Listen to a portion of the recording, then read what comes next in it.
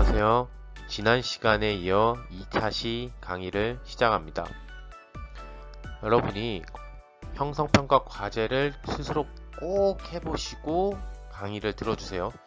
선생님이 계속 강조하는 거지만 어렵다고 포기하면 뭔가를 이룰 수 없어요. 여러분 게임 좋아하시죠?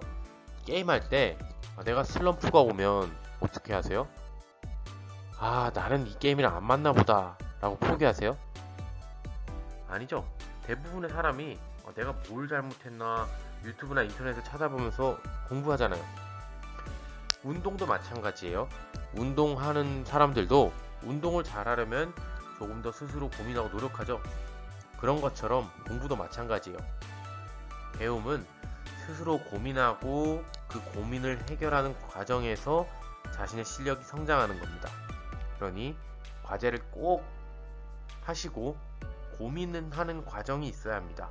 그 이후에 강의를 들어주세요. 강의 시작합니다.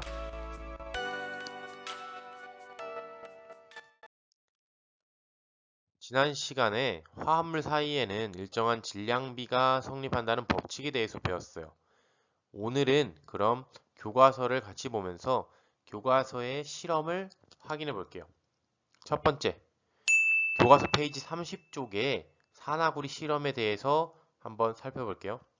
그다음 두 번째, 교과서 32페이지에 해보기의 내용을 선생님 나름의 방법으로 한번 설명해 볼게요. 그 다음 세 번째, 지난 시간 과제였던 여러가지 화합물의 질량비를 한번 확인해 보겠습니다.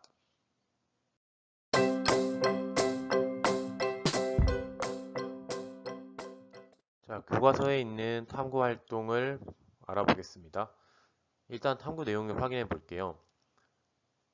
막자 사발에 구리 가루를 담아놨어요.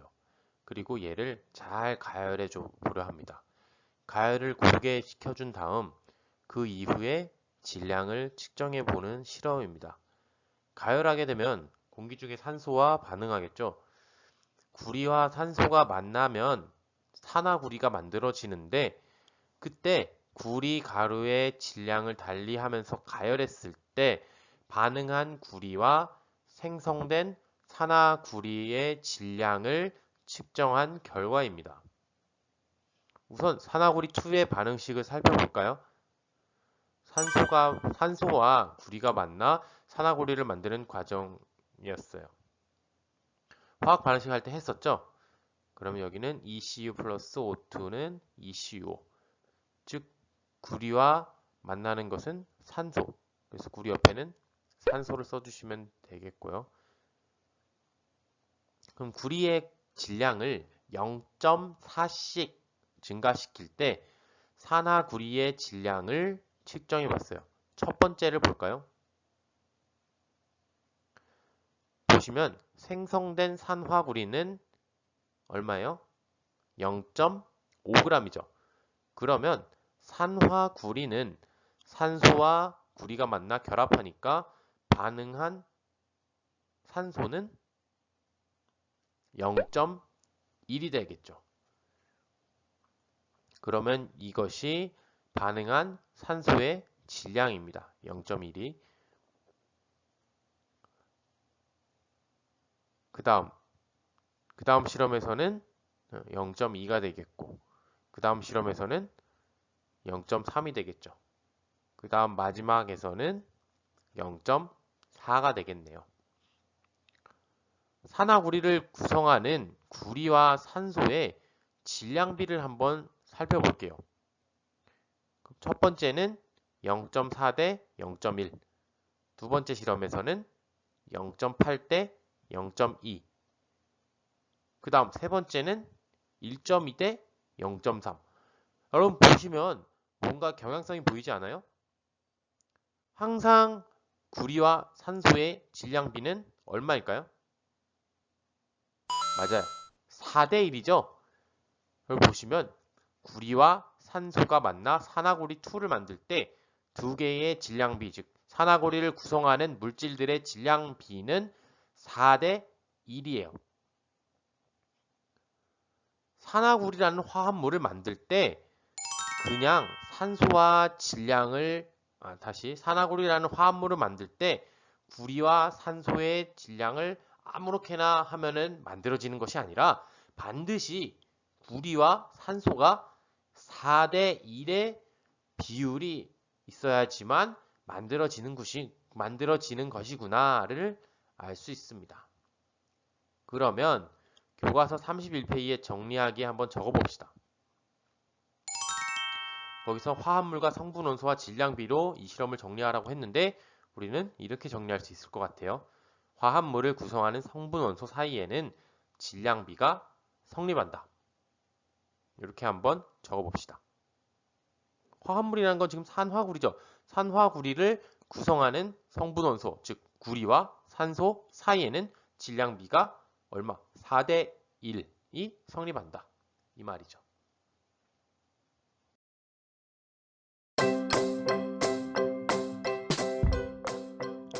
자, 그럼 교과서 탐구 32페이지 내용을 살펴볼게요. 완전히 똑같지는 않지만 선생님 나름의 방법으로 한번 설명을 해볼게요. 거기 있는 탐구는 여러분이 알아서 채워보세요. 그러면 저번 시간에 배웠던 자동차에 대해서 한번 상기해 봅시다. 자동차는 몸통 1개와 바퀴 4개를 구성되죠. 그럼 다시 말해 몸통 1개와 바퀴 4개가 있어야 자동차 하나가 만들어질 수 있겠죠. 즉 어떤 화합물을 구성하는 물질은 일정한 개수비를 가지고 있다는 점이었어요. 그런데 일정선분비 법칙은 개수비가 아니라 질량비였죠. 일정선분비 법칙이 뭐였어요? 화합물을 구성하는 원소 간에 일정한 질량비가 있다는 내용이었어요. 그래서 다시 이를 질량으로 생각을 해보면 자동차 한 개인을 구성하는 몸통과 바퀴의 질량비가 지금 얼마죠? 5대 4예요. 바퀴 하나를 1g으로 했을 때 바퀴 4개니까 4g, 몸통 하나는 5g 해서 즉 자동차 하나는 9g으로 구성이 되었고 거기를 자동차를 구성하는 성분 요소인 몸통과 바퀴의 질량비가 5대 4다. 이때만 자동차가 만들어진다라는 내용이었어요. 그럼 저번 시간에는 구성된 화합물의 성분 요소의 질량비를 알아봤다면 반대로 아래처럼 생각해 볼 수 있어요. 화합물이 만들어질 때, 즉 다시 말해 몸통과 바퀴가 5대 4의 질량비를 가지면 자동차 한 개가 만들어질 수 있다라는 것이죠. 자, 그럼 선생님이 예를 들어 볼게요. 예를 들기 전에 몸통 한 개의 질량은 5g, 바퀴 한 개의 질량은 1g. 그러면 자동차라는 물질을 만들 때의 질량비는 몸통과 바퀴가 5대 4, 즉 몸통과 바퀴가 5대 4일 때만 자동차라는 물질이 화합물이 만들어지는 거였어요. 그럼 예를 들어서 몸통 2개와 바퀴 6개면 몇 개의 자동차를 만들 수 있을까요? 쉽게 생각해 볼 수 있잖아요. 몇 개죠? 한 개만 만들 수 있어요. 한번 볼까요? 일단 몸통 한 개에 바퀴가 둘, 셋, 넷. 몸통 한 개에 바퀴 4개가 만져서 자동차 하나 만들어졌죠? 그 다음 몸통 한 개랑 바퀴 몇 개가 남은 거? 2개가 남았어요. 자, 그러면은 여기서 봤듯이 질량비가 5대 4일 때만 자동차라고 할 수 있다고 했어요. 첫 번째 거 볼게요. 첫 번째 거는 몸통과 바퀴, 몸통 한 개, 바퀴 4개니까 질량비는 5대 4. 즉 얘는 자동차라고 우리가 말을 할 수 있어요. 근데 뒤에를 볼까요? 뒤에는 몸통 한 개에 바퀴 몇 개? 2개니까 2개 질량비는 5대 2. 자동차라는 애는 몸통과 바퀴의 질량비가 5대 4라 했는데 얘는 5대 2니까 질량비가 5대 2니까 자동차요 아니에요? 얘는 자동차가 아닙니다. 자, 그럼 이렇게 정리를 해볼게요. 생성물은 자동차 한 개고 나머지는 몸통 한 개와 바퀴 2개가 나머지다. 그래서 화합물은 일정한 질량비로 결합하므로 반응에 참여하지 못하는 원자가 있을 수도 있다는 사실을 여러분이 알아두시면 될 것 같습니다. 자, 그럼 아까 앞에 실험을 볼게요. 만약에 구리가 0.4g 있고 산소가 0.2g 있으면 산화구리는 몇 g 만들어질까요?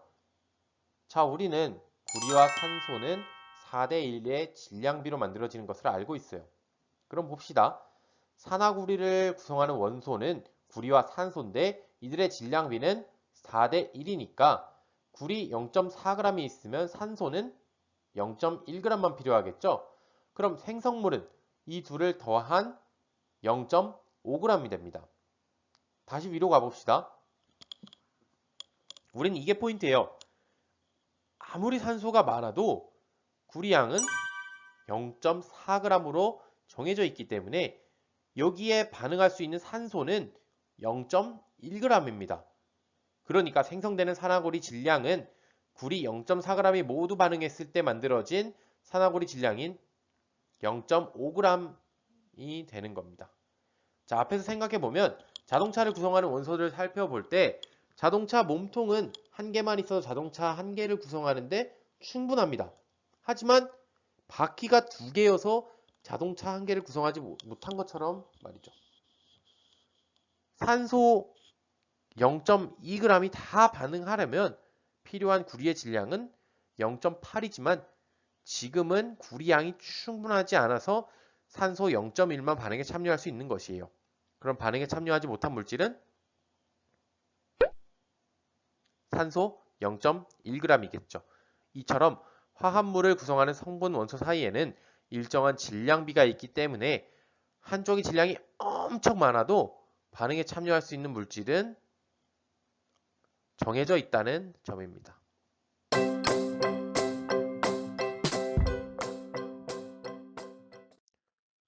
자, 이번에는 선생님이 형성평가로 내준 문제들을 같이 풀어보겠습니다. 지난 시간에 배운 원자량 중에 여러분이 암기해야 되는 것들만 모아놨어요. 지난 시간에 과제로 나간 내용들을 같이 풀어봅시다. 자, 첫 번째 물입니다. 물은 산소와 수소로 구성되어 있죠. 그럼 산소 원자는 몇 개 있을까요? 산소 원자는 1개, 그 다음 수소 원자는 2개로 구성되어 있겠네요.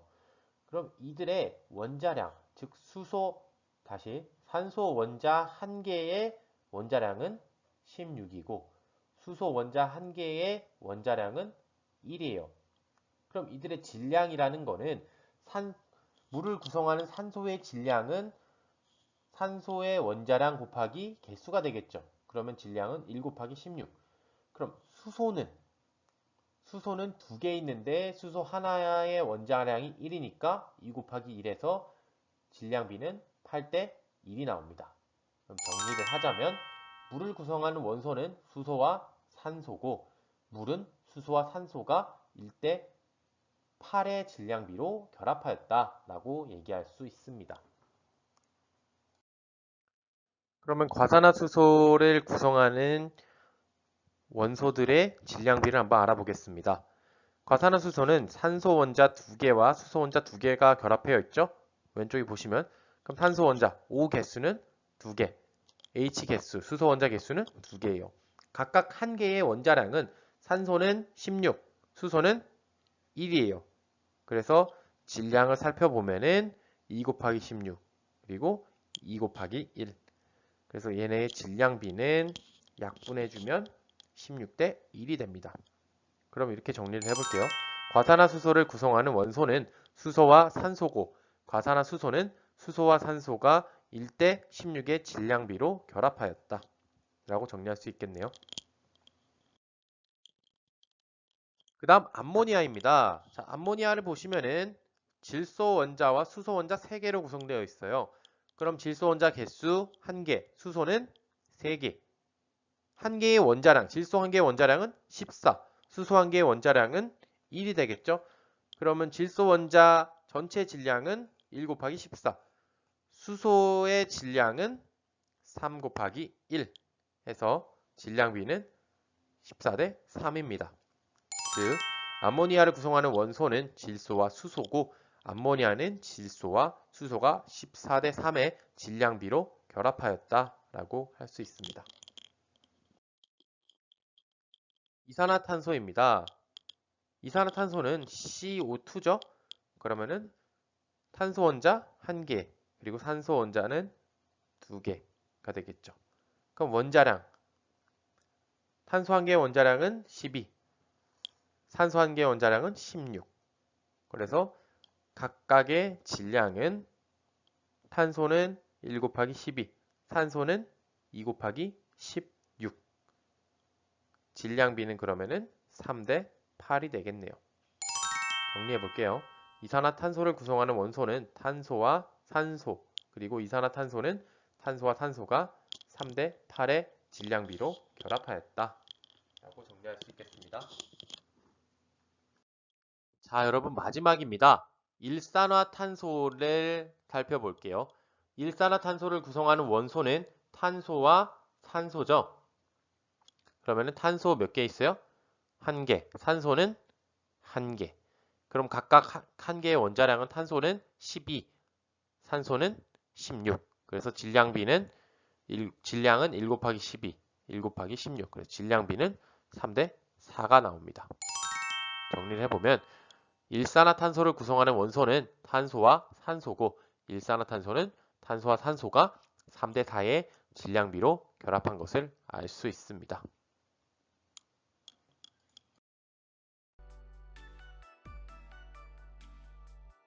자, 우린 일정 성분비 법칙에 대해서 배웠습니다. 정리하면 간단해요. 일정 성분비 법칙이란 화합물을 구성하는 성분 원소 사이에는 일정한 질량비가 성립한다 입니다. 이 한마디를 배우는데 정말 많은 시간이 들어갔죠? 이제 여러분 산 하나를 또 넘었어요. 자신이 조금 부족한 부분은 선생님께 꼭 연락을 주세요. 지금 내용을 하나하나씩 스텝 바이 스텝으로 이해를 해야지 다음 강의를 배우는 게 수월할 거라고 쌤은 생각해요. 모르는 것을 모른다고 말하는 거는 부끄러운 게 아니에요. 모르는 것을 아는 척하고 넘어가려는 자세가 부끄럽다고 쌤은 생각합니다. 그러니 다들 모르는 부분 꼭 짚고 넘어갈 수 있도록 합시다. 강의를 마칩니다.